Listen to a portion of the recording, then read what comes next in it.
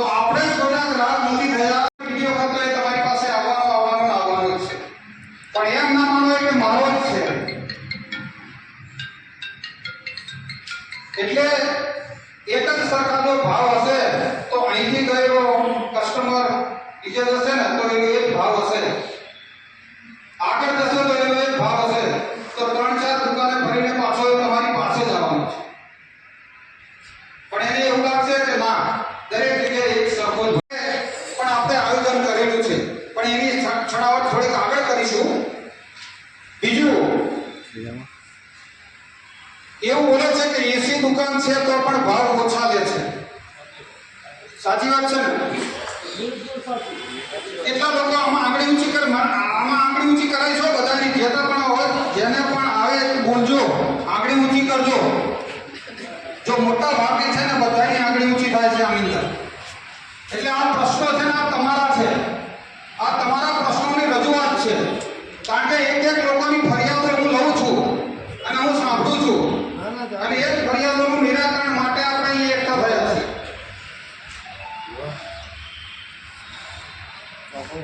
તો રોડ ઉપર કામ કરતો હોય, કેબિન વાળો હોય, એસી વગરની દુકાન હોય, એસી વાળી હોય કે 3 એસી વાળી હોય, તો આપણે આનું જે છે જે આપણે દરેકના ભાવ. મારો જન્મ અમદાવાદ હતો. ઘણા લાંબા સમયથી હું સૌરાષ્ટ્રમાં વસ્યો છું અને એના હિસાબે છેલ્લા 6 મહિનાથી સ્થાયી અમદાવાદમાં થયો છું.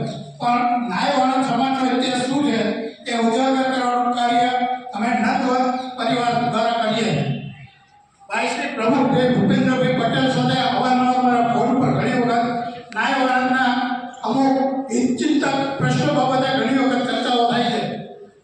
એ બાબતે થોડો પ્રકાશ પાડી, ભલે અમારા પરિવારમાં કોઈ જ્ઞાતિનો ધંધો કરતા નથી, પણ મને એવો ખ્યાલ છે ઐતિહાસિક દ્રષ્ટિએ આઝાદી પહેલા લગભગ 1890માં શ્રી ડાયાભાઈ સવાભાઈ હિરાણીએ જયપુરમાં પ્રથમ નાય એસોસિએશનની જાહેરાત કરેલી છે.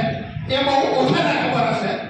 આ વસ્તુની અસર લગભગ 1939ની સાલમાં અમદાવાદમાં મારા પિતાશ્રી તથા ખોડીદાસભાઈ પારેખે પણ અમદાવાદમાં પ્રથમ સમૂહ માલિક મંડળની સ્થાપના કરેલી હતી. અને સમૂહ માલિક મંડળની શું અસર થાય છે એ આજે શિક્ષણના પ્રભાવના હિસાબે ઘણો તફાવત દેખાય.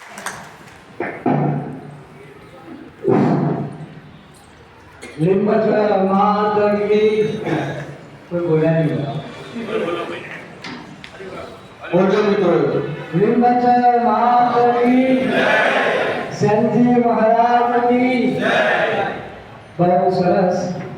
અત્રે બાર્બરશોપ એસોસિએશનની જે અહીંયા કારોબારી અને અમારી ખાસ સેટેલાઇટ વિસ્તાર અને સમગ્ર અમદાવાદ વિસ્તારની જે આજની મિટિંગ છે એ જાણી ખૂબ આનંદ થયો. સાથે ઘણું કહેવું છે, પણ અહીંયા સમય પાબંદીથી આવેલો છે.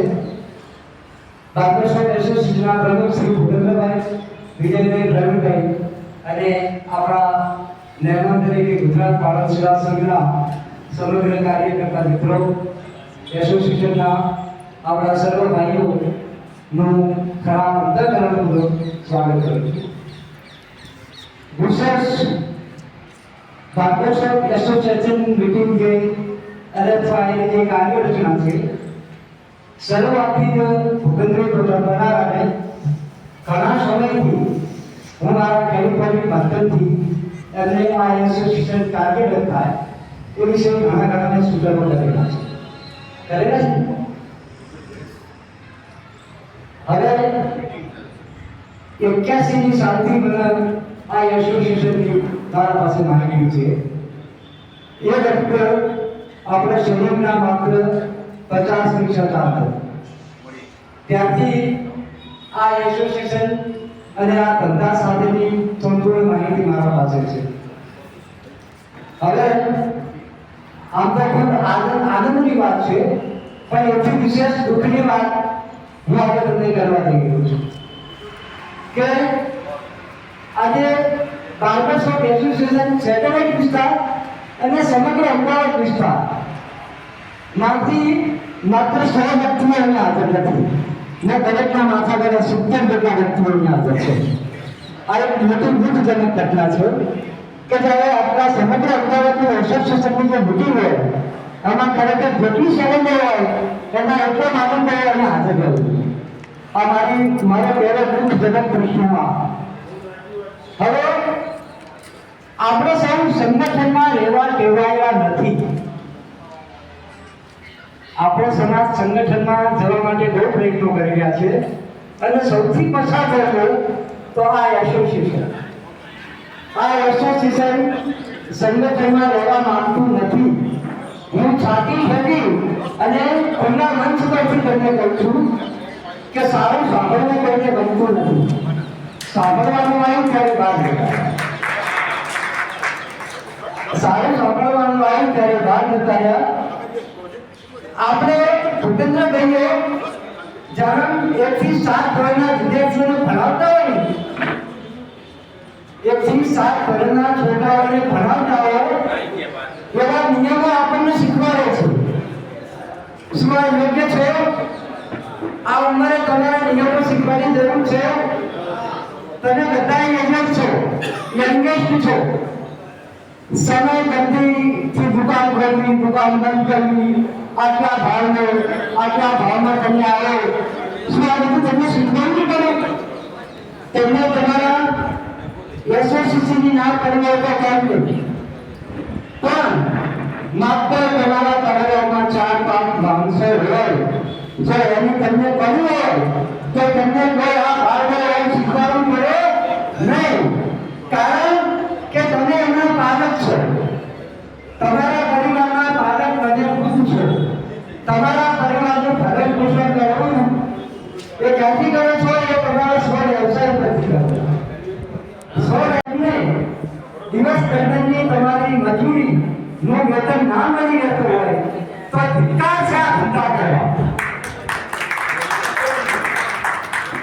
આ ધંધા, આ વ્યવસાય આજે છોડી દો અને બીજા કોઈ અન્ય ધંધા કરો.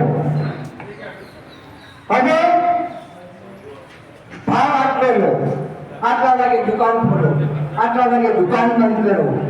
આ બધું શીખવાનું પડે. ખરેખર મોટી કરવું તો આપણી એસોસિએશનની છે. બીજું કે ડિમાન્ડ કઈ રીતે વધે? ભૂપેન્દ્રભાઈએ બહુ સરસ વાત કરી કે ડિમાન્ડ ત્યારે વધારે કે એની અછત ઊભી કરવી પડે. જો એની અછત ઊભી ના થાય તો પબ્લિકને તમારા વ્યવસાયની કે તમારી કોઈ જ કરી નથી. તમને એ લોકો આવું સમજે છે. તમારા ગ્રાહકો તમારી કોઈ જનરેશન નથી. તમને આ પણ સમજે છે ખોટું લાગે તો ઘરે જઈ અને વધારે ખાતે મને માફ કરજો અને આજે મારું દિલ ખોલીને મને બોલવા દેજો કે ડોક્ટર તમારા ડોક્ટરના દવાખાને ન હોય તો કેમ 9 વાગે તમે જતા રહો છો? કેમ 10 વાગે જાઓ, 11 વાગે જાઓ, દવાખાનું ચાલુ હશે? જવાબ તો આપો. નહીં હોય. તમને એમ થશે કે 9 વાગે બંધ થઈ જશે, આપણે 9 પહેલા દવાખાને જતો રહેવું પડે. એ ડોક્ટરના નથી નિયમો છે. એમ તમે પણ જો 9 વાગે સવારે બંધ કરશો તો તમારો ગ્રાહકો 9 પહેલા જ આપશે. 9 પછી સમગ્ર અમદાવાદ દુકાન બંધ હશે. એ ગ્રાહક ફોરકા તો સંકેત કે કલેન્ડરથી શરૂ કરવા જવાનું નથી. કાલે તમારા ત્યાં આવશે. પછી તમે આપો છો ગ્રાહક મારો ભગવાન છે. હું પણ માનું છું ગ્રાહક મારો ભગવાન છે. પણ તમને તમારા ગ્રાહકની પડી છે, ગ્રાહકને તમારી નથી પડી. ગ્રાહક બીજી કહેવત છે, કહેવત તમને બોલ્યા જેવું નથી. એ 2 દિવસ બોલવે નથી. તમે એના માટે કરી દો પણ તમારો ગ્રાહક તમે એમ ના સમજતા કે આ ગ્રાહક મારો છે. તમે નહીં ત્યારે એને કામ થશે. એટલે આ વસ્તુ પર ખાસ આવો, સમય પાબંદી ઉપર આવો, પછી ડિમાન્ડ જગાવો. હમણાં માર્ગદર્શન મળ્યું. અગાઉ સમયના, રજાના, ભાવોના એકબીજાના પ્રશ્નોની ઘણી બધી આના પહેલાં ચર્ચા થઈ ગઈ છે. આપણે એ અંગે ચર્ચા નથી કરતા, પણ બે પાંચ વાતો જે પ્રેક્ટિકલ છે, જે મેં અનુભવેલી છે. છેલ્લા 2003થી એસોસિએશન સાથે કામ કરતો આવેલો છું અને જોડે રહીને જે લોકો કામ કરે છે એને આપણે પ્રેરણાનું માર્ગદર્શન આપેલું છે. આપણાથી બની શકે એટલું દાન કે કંપની તરફથી કોઈ સ્લેબ કે આપણા સમાજના કોઈ પણ ભાઈઓ એ સામાજિક શૈક્ષણિક બાબતે જે પછાત જે લોકો છે એને અમે છેલ્લા ઘણા વર્ષોથી મહેનત કરતા આવેલા. અત્યારે હાલ હિંમત માતાની મહેરબાનીથી અને અત્યારે દરેક કોમ કરતા અત્યારે હાલ આપણા ભાઈઓ સબળ બન્યા છે અને આર્થિક રીતે મજબૂત બન્યા. મજબૂત બનવા પાછળનું એક જ કારણ કે આપણા જમીન બનતા આપણે પુરુષાર્થ કરીને બધાના આપણા પરિવારનું અને આપણા સમાજનું કોઈનું એ પૈસા બી આપણે ઘાલમેલ કરીને કમાયેલા નથી. સ્વ વડે કમાયેલા ને એટલે આપણે 10 માણસમાં સારું બોલી શકીએ છીએ, સારા રહી શકીએ છીએ અને હજુ બી આપણો સમાજ પ્રગતિ કરશે. ગુજરાત વાળંદ સેવા સંઘના એક આપણા ભાઈએ એવી રજૂઆત કરી કે અમારી અમદાવાદમાં 5000 સલૂનો છે, એક રૂમ અને એક હોલ, તો એનાથી પણ અમે વધુ આપી શકીએ એમ છે. એક દુકાનવાળા પાસે અમે જઈ અને 5-5 હજાર રૂપિયા કોઈની બી પાસે જઈ માંગીએ ને તો સાહેબ એ અમને ના નથી પાડી શકવાનું. અમે તમારી પડખે જ છીએ, પણ મારી વર્ષોથી અને પહેલાંથી આના પહેલાં પણ કોઈને જો દુઃખ લાગે તો માફ કરજો. આના પહેલાં પણ ઘણા ફંક્શનો થયા છે. આ વાળા વિદ્યાર્થી ગૃહમાંથી કેટલા લોકો બનીને એન્જિનિયર થયેલા છે કે સારી પોસ્ટ ઉપર છે, પણ જ્યાં પણ એ ટેબલ ઉપર બેઠા હોય ને ત્યારે આપણા ભાઈઓ ગયેલા છે ત્યારે એમની અવગણના જ થયેલી.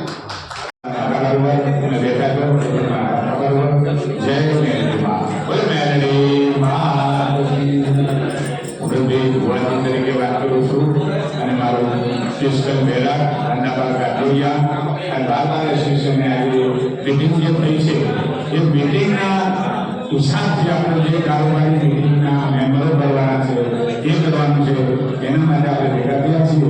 એટલે જે વિજયભાઈને આપણા ભાઈ સાહેબ ભેગું કરી ના કરે એના માટે મારા વિચારધારા છે. પણ માફ કરજો, બહુ લાંબુ એવું નથી વાત. અને આ વાતની અંદર કેટલા જે સભ્યો છો એને બનાવે મહેમાન તો પોતે જાગૃત રહેજો. જય હિન્દ, જય ભારત. થોડું ધ્યાન આપજો ભાઈ. મેડમ થોડી વાર ઉભા રહી જાઓ. તમે તમારું કામ પછી કરો. અમે જે કામ માટે આવ્યા છીએ એટલે આ બીજી ફાલતુ વાતો કરીને આપણો સમય બરબાદ થયો છે આજે. હું એવું માનું છું.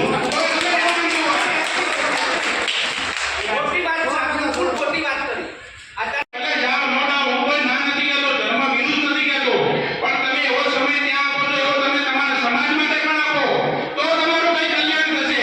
કોઈ બીજો સમાજ તમારું કલ્યાણ કરવા નહીં આવે. એટલે બધી વસ્તુ માન્ય ગણી છે, આપણે બધાના માથે ચડાવી છે, બધું વ્યાજબી છે, પણ આપણી એકતા હશે. આપણે જે કામ કરવું છે એના પર ફોકસ કરો અને કાર્ય કરો તો બહુ મજા આવશે. તો આપણે કંઈક કરીશું. આજથી આપણે નક્કી કરીએ આટલા જે ભાઈઓ આવ્યા છીએ એ ટાઈમ ટેબલ અને ભાવમાં કમ્પ્લેટ રહે એવી પ્રતિજ્ઞા લો તમે. પછી બીજાનું પછી આપણે શરૂઆત કરો. પહેલા બીજાનું ના જોશો, શરૂઆત આપણાથી કરવાની છે. બરાબર.